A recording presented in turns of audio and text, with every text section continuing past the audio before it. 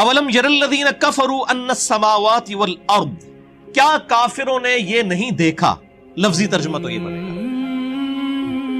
با محاورہ ترجمہ ہوگا کیا کافروں نے نہیں جانا، ان کے علم میں یہ بات نہیں آئی، ان السماوات والارض، کہ آسمانوں اور زمین، یعنی سارے آسمان اور زمین، کانتا رتقن، یہ آپس میں گندے ہوئے تھے، ملے ہوئے تھے، ففتقناہما، تو ہم نے ان کو پھاڑ کر جدا کیا۔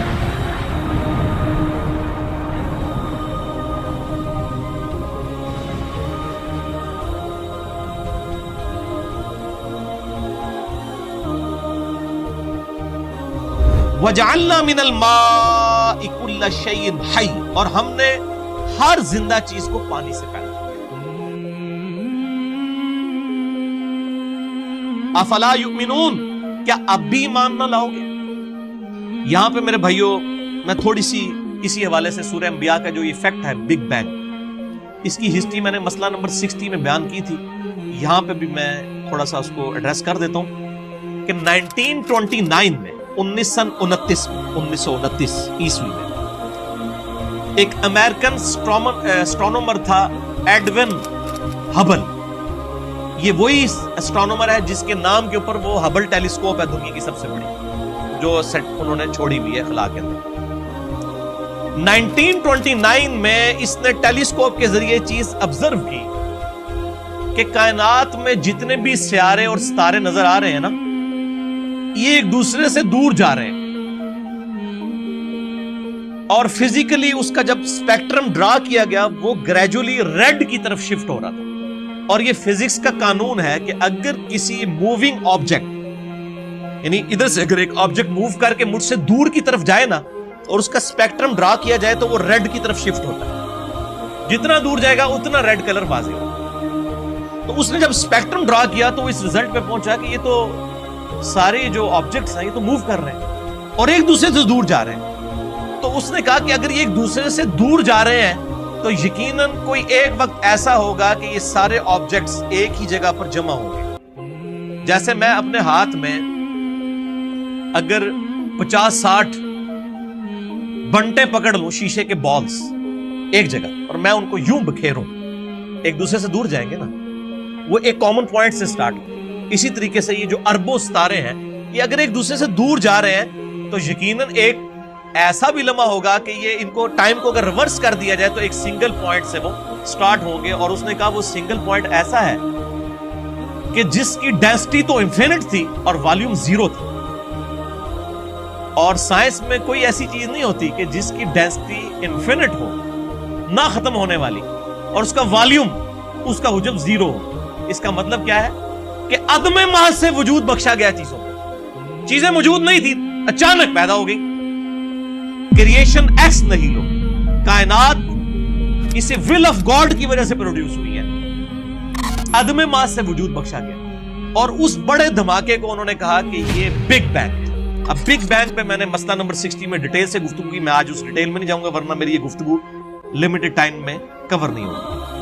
اچھا، جب اس نے یہ بات کی تو پھر یہ عوام کے سامنے آیا۔ پھر آئنسٹائن نے تو آلریڈی میتھمیٹیکلی یہ چیز پروف کر دی تھی، ایکسپینڈنگ یونیورس، کہ کائنات پھیل رہی ہے۔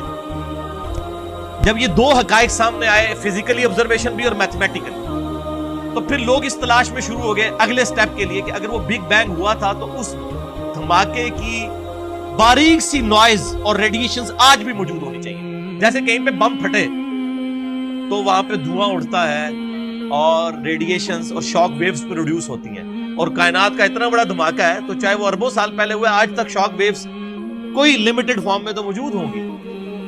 تو یہ دو سائنٹسٹ تھے، ان کا نام تھا، ایک کا نام تھا اے پینزیاز اور دوسرا تھا ڈبلیو ولسن۔ انہوں نے 1965 میں وہ cosmic microwave background radiations دریافت کر لی، ان کو کہتے ہیں CMBR، cosmic microwave background radiation, جو بگ بینگ کی وجہ سے پروڈیوس ہوئی۔ 1978 میں ان دونوں کو نوبیل پرائز دیا گیا اس کے اوپر، کیا فزیکلی آپ نے پروف کر دی یہ چیز۔ وہ آج تک اس دھماکے کے اثرات موجود ہیں کائنات کے۔ پھر 1989 سے لے کر 1993 تک 4 سالوں کے لیے امریکہ نے ایک اسپیس شٹل ڈسکوری لانچ کی تاکہ فزیکلی خلا کے اندر ان چیزوں کو آبزرو کیا جائے، اور اس کے اوپر $160 ملین لگے۔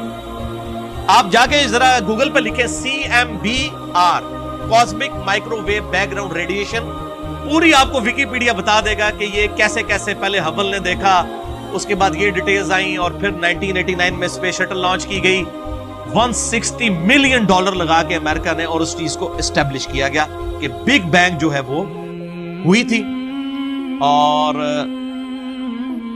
میں اکثر بولتا ہوں کہ ہر شے میں انسان کو خدا نظر آتا ہے، یہ بھی لٹریچر کا جملہ ہے، یہ نہ کوئی پکڑ لے کے جی خدا تو ہمیں نظر نہیں آ رہا، یہ لٹریچر کا جملہ ہے، یعنی کریٹر اپنی کریشن کی خوبصورتی سے پہچانا جاتا ہے۔ تو سائنٹسٹ نے انسانی تاریخ کی سب سے بڑی دریافت ڈسکوری قرار دیا تھا بگ بینگ تھیوری کے اسٹیبلش ہونے کو۔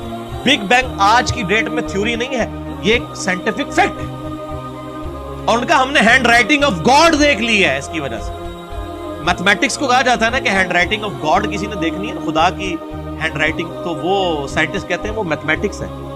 ہر فزیکل فینومینا کے لیے آپ ایکویشن بنا سکتے ہیں۔ اب چونکہ میں میکینیکل انجینئر ہوں، اور آپ کو پتا ہے انجینئرنگ جو ہے وہ اپلائیڈ سائنسز ہے، تو ہم لوگ ہر چیز کا میتھمیٹیکل ماڈل بناتے تھے، اور اس سے وہ چیزیں اسٹیبلش ہو جاتی تھی۔ تو میتھمیٹیکل ماڈل جو ہے یہ خدا کی ہینڈ رائٹنگ ہے۔